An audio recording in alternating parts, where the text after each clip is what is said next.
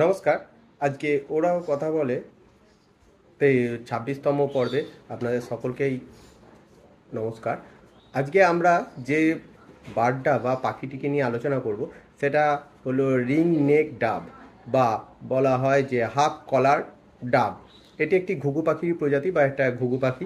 ঘুঘু পাখির অনেকগুলো প্রজাতি আমাদের পশ্চিমবঙ্গে, গোটা এশিয়া জুড়ে এবং এশিয়া মহাদেশ জুড়ে তো বটেই, তার সঙ্গে পৃথিবীতে বেশ কয়েকটি প্রজাতি এবং উপপ্রজাতি দেখতে পাওয়া যায়। তো তার মধ্যে এই রিং নেক ডাব একটি অন্যতম। আজকে আমরা এই রিং নেক ডাব নিয়ে আলোচনা করব।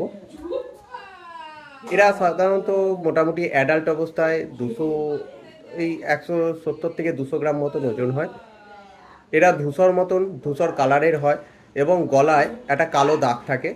এখন স্ক্রিনে যে পাখিটিকে দেখছেন এটি একটি জাস্ট ছোট বাচ্চা, তাই এর কালারটা এখনও অতটা স্পষ্ট হয়নি, কিন্তু অ্যাডাল্ট হলে তার কালারটা যথেষ্ট উজ্জ্বল হয় এবং দূর থেকেই দেখে বোঝা যায় যে ঘাড়ে কালো একটা দাগ আছে এবং গোটা বডি হালকা ধূসর মতন।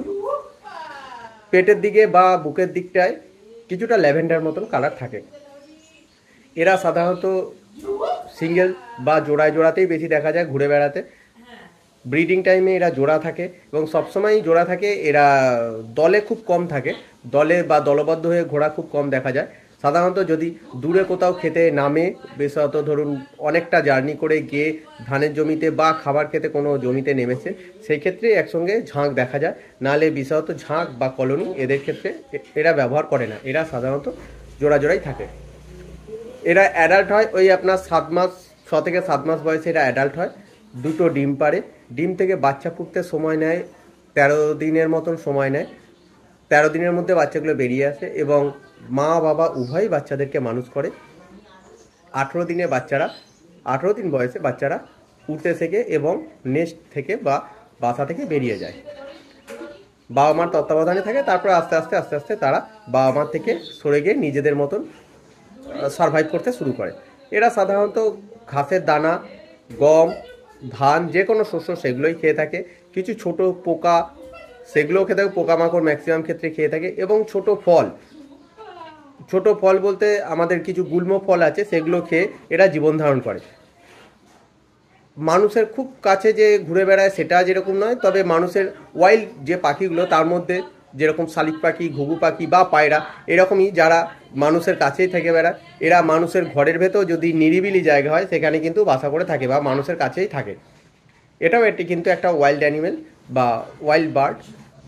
ব্যাপক পরিমাণে এদের একটা সময় সংখ্যা ছিল, যে সংখ্যাটা এখন কমে যাওয়ার কারণ হচ্ছে ঘুঘু পাখি দুটো কারণে নষ্ট হচ্ছে।